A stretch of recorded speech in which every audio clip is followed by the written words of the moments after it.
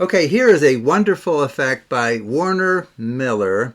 It's called Lure, and I'll add a link in the description below to where you can find this amazing artifact. Okay, so for this, as you can see, you need the ace through 5 of clubs, hearts, spades, and diamonds. Now, you need not have them ordered according to suit within each column. Okay, so what we need for this is we need a random number between 1 and 5.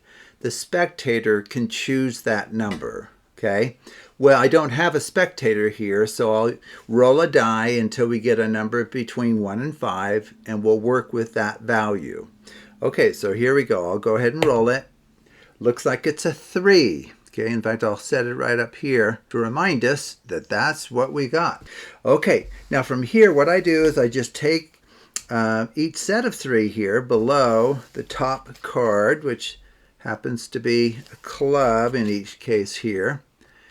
And I'll set each packet of 3 face down on top of the club card, just like that. And now I'm going to pick up, one at a time, a card from each. Okay, so you just do it from left to right, like this, and one more row, and then we're done.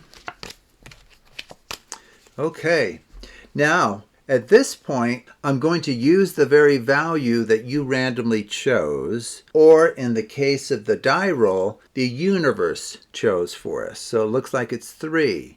So what I'm going to do is I'm going to move the top card to the bottom 3 times. So 1, 2, 3. Okay. Well, you might wonder, how would that make any difference to anything? And moreover, since we very much know the organization of the cards, we really should randomize them. So what I'm going to do is I'm going to go ahead and perform something called a mange over-under.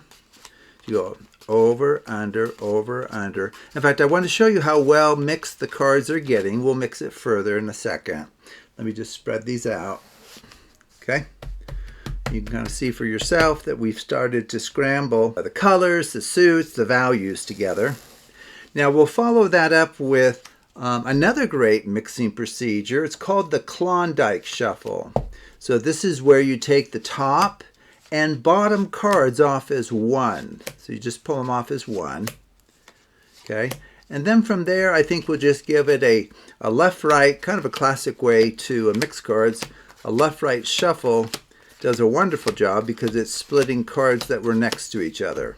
And maybe we'll stack right on left. Okay. So at this point, we're actually done. All I'm going to do is I'm going to deal out the cards from left to right again. And you just have to keep your eye on the fact that we scrambled these cards thoroughly, so no one could possibly know the order of these cards. But despite that, let's just see where all of these choices, and most importantly, your choice of 3, has brought us. Okay, so what do we have under the ace? Okay, 4, that's fine. Oh, another 4. Oh, another 4.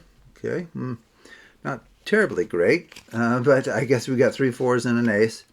Here we got, an ace, a 2, and an ace.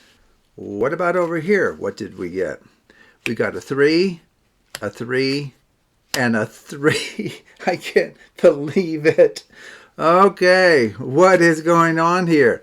We got a 5, and a 5. And finally, what do we get here? An ace, a 2, and a 2. That is amazing. The only column of cards that was returned to a full complement of that card value is the column marked by the very die roll the universe gave us. Or in the case of the spectator, the very random number that they chose.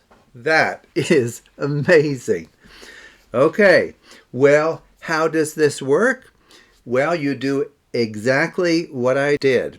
All of the steps were shown. There's no sleight of hand. So at the beginning, when you've collected up, you've turned the 3 lower cards face down, and we took one from each pile, and we built up a pile of 15 cards, and I had you randomly choose a number between 1 and 5. Whatever that number is, you indeed move that many cards to the bottom. Now from there, what I did was a mange over under. And I even showed you how that began to really mix the cards. But if you follow that with a Klondike shuffle, those two together are the identity shuffle, or a false shuffle.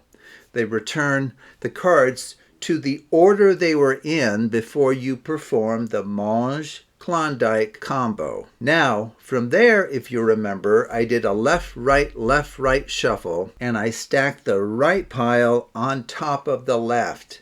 That is essential. So the mange and the Klondike could be removed from the routine, though I think it just helps drive home the fact that the cards are scrambled and mixed to some degree.